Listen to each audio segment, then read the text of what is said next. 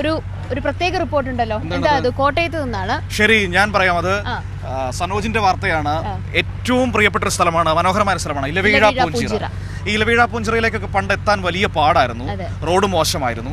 പക്ഷേ കാലം മാറി, സർക്കാരുകൾ മാറി വന്നു. ഇപ്പോഴിതാ LDF സർക്കാരിന്റെ തുടർച്ചയിൽ ഇലവീഴ പൂഞ്ചിറയിലേക്ക് ഏറ്റവും മനോഹരമായ റോഡുകൾ പണിതീർത്തിരിക്കുകയാണ്.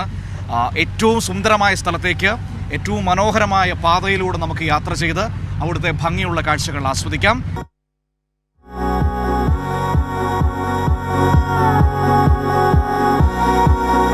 പ്രകൃതി കനിഞ്ഞു നൽകിയ മനോഹരമായ ഇടമാണ് ഇലവീഴ പൂഞ്ചിറ. മുൻപ് ഈ മനോഹര തീരത്തെത്തുവാൻ പൊട്ടിപ്പൊളിഞ്ഞ റോഡ് മാത്രമായിരുന്നു ആശ്രയം. അതുകൊണ്ട് തന്നെ സഞ്ചാരികൾ വരുന്നതും വല്ലപ്പോഴുമായി. എന്നാൽ ഇന്ന് കാര്യങ്ങൾ അങ്ങനെയല്ല. മലയ്ക്ക് മുകളിൽ നിന്നുമുള്ള ആകാശ കാഴ്ച പോലെ മനോഹരമാണ് ഇവിടേക്കുള്ള വഴിയുടെ കാഴ്ചയും.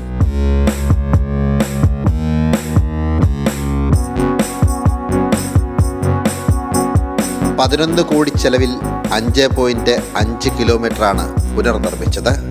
പൊതുമരാമത്ത് ടൂറിസം മന്ത്രി മുഹമ്മദ് റിയാസിന്റെ പ്രത്യേക താൽപര്യപ്രകാരമാണ് BM&BC നിലവാരത്തിൽ റോഡ് നിർമ്മാണം പൂർത്തിയായത്. LDF സർക്കാരിന്റെ നേട്ടത്തിന്റെ മറ്റൊരു മാതൃകയാണ് റോഡ് നിർമ്മാണത്തിലൂടെ സാധ്യമായതെന്ന് മന്ത്രി BN വാസവൻ പറഞ്ഞു. ഇപ്പോൾ കോട്ടയം ജില്ലയിലെ എല്ലാ റോഡുകളും BM&BC നിലവാരത്തിൽ ചെയ്തുകൊണ്ടിരിക്കുകയാണ്. ഇപ്പോൾ ഏതാണ്ട് പൂർത്തീകരണത്തിലേക്ക് വരികയാണ്. ഇവിടെ ഈ പറയുന്ന ഈ കരിപ്പാലം വർഷങ്ങളുടെ പഴക്കമുണ്ട്. പാവങ്ങളുടെ മുറവിളി, ഞങ്ങൾക്കൊരു പാലം വേണം, നിങ്ങൾ അങ്ങോട്ട് നോക്ക്, നടപ്പാത മാത്രമാണുള്ളത്.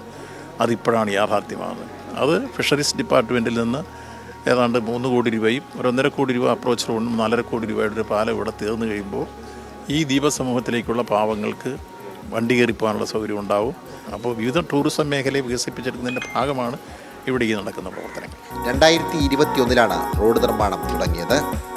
വിനോദസഞ്ചാര കേന്ദ്രങ്ങളിലേക്കുള്ള റോഡുകൾ മെച്ചപ്പെടുത്തുന്നതിൻ്റെ ഭാഗമായിട്ടായിരുന്നു നിർമ്മാണം. വൈകാതെ ഉദ്ഘാടനവും നടക്കും. സനോജ് സുരേന്ദ്രൻ, കൈരളി ന്യൂസ്, കോട്ടയം.